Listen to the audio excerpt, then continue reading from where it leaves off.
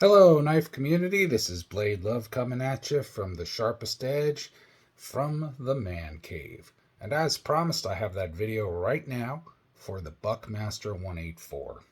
Pulled her out of my closet. Couldn't find the box and the papers and my receipt. They're somewhere probably packed from when I moved from my older house to my wife's house location. But here is the Buckmaster 184.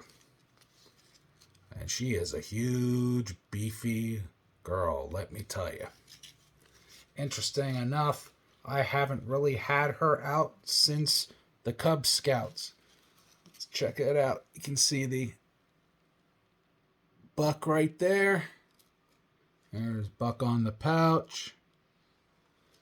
Let's see, I can't remember what this all has. Brings back a lot of memories. Oh, there we go. Sharpening stone right underneath. Goodness.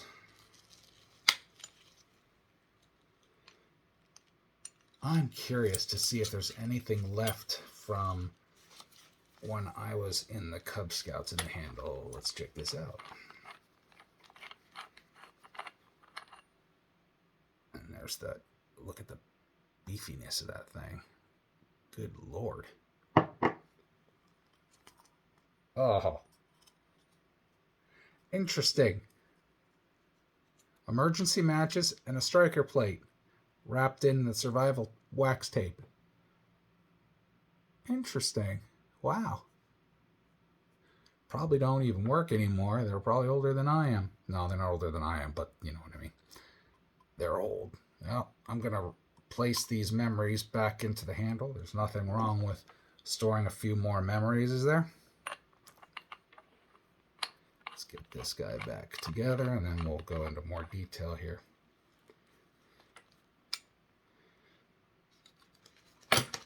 So the little story on this is when I was young and in the Cub Scouts, I had a small blue pocket knife, multi-blade, with the little wolf emblem on it. And I carried that everywhere I went. And either I lost it or someone stole it. And I'm thinking somebody probably stole it because there were some shady kids in my den. But nonetheless, I was bummed. So my mom took me to the best place to go at that time, which was Army and Navy on 5th Street Highway in Reading, Pennsylvania. And anyone who is from Reading at or about or near knows the Army and Navy store on 5th Street Highway. It's not there anymore, unfortunately, but hey, well. It was about in the 80s, and makes sense because this is a model from 85, 84 or 85, I believe. I think it was the second or third run. Interestingly enough, I went into the store with my mom at the time, and when I was younger, we didn't have a lot of money. My mother was a single mother with 3 children, my 2 sisters and myself. Basically, she wanted to just replace the knife or get me another one for the Cub Scouts and the salesman, Jim Cotter. I'm not sure if he's still alive anymore, so if anybody knows, let me know. But Jim Cotter was the man. He actually showed me this knife. And at the time, it was $100, and $100 was a lot of money for us at that time.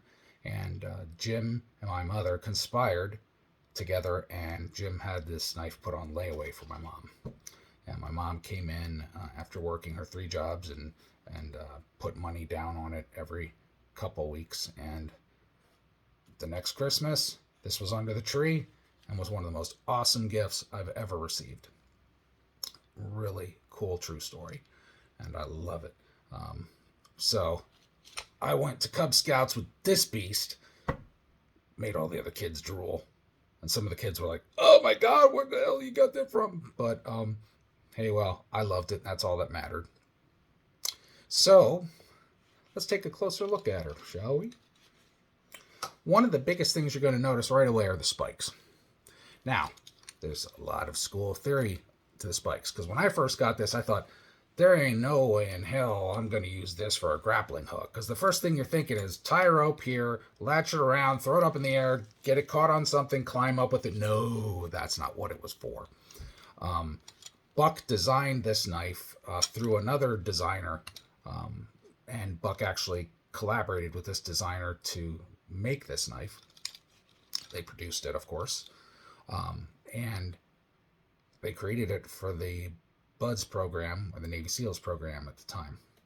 And my pretty sure school of thought is the spikes were used for an anchor. And how I mean by that is, if history or historical knowledge serves me well, Navy SEALs underwater, and they have to position themselves or their gear at certain places. And if they have this item here, they can tie off the rope, lash it around. They can stick their gear in the water and jam this in between coral or some sort of sedimentary rock. And it'll hold either their gear or them and their gear in place until the next phase of deployment. So that's my school of thinking. A lot of folks seem to agree with that I've spoke to, which is really kind of cool. So basically, she's really hardcore. Let's see if I can get you a good look at the Buck 184. There you go. That's pretty good. I mean, look at the knurl. It's still really knurled grip. That big butt cap. This thing was not engineered lightly. Cool little thing. Spikes are removable.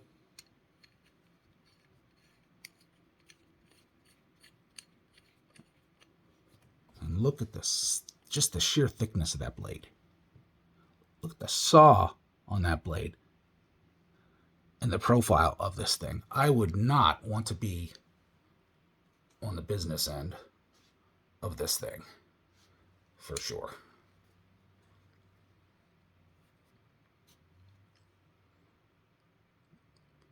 Definitely not. But one of the really cool things about growing up in a military family is you're taught to respect gear.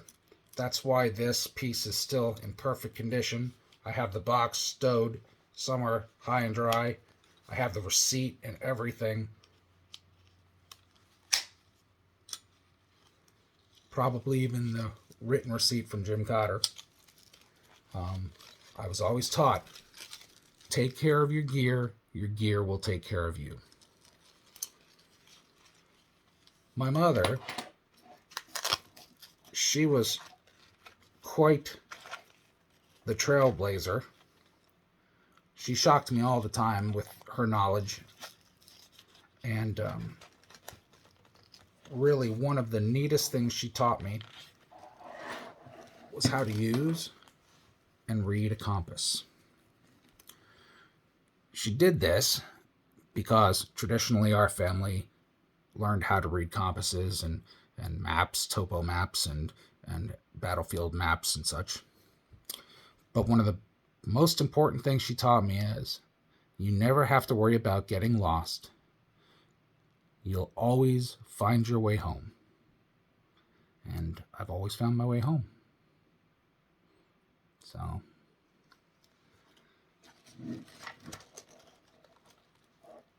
one of my absolute favorite pieces of gear.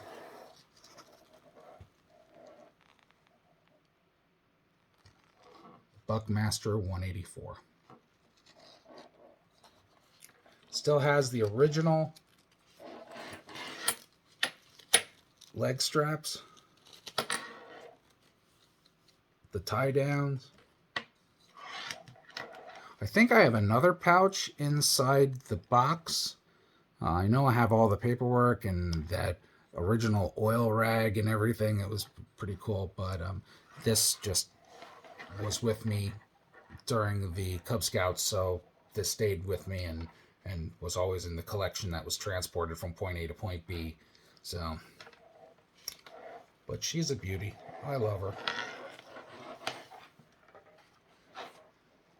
So, what is your favorite Grail knife, or a knife that tells a story? I'd love to hear it. If you do a video, please mention it, let me know, or tag me, because I'd love to hear your story. Well, guys, this has been Blade Love from the Sharpest Edge. It is way past midnight, and I'm going to be turning into a pumpkin pretty soon. So I wish you all a very good night, and I'll see you on the flip side. Take care now. Bye-bye. You got the sharpest edges I've ever seen.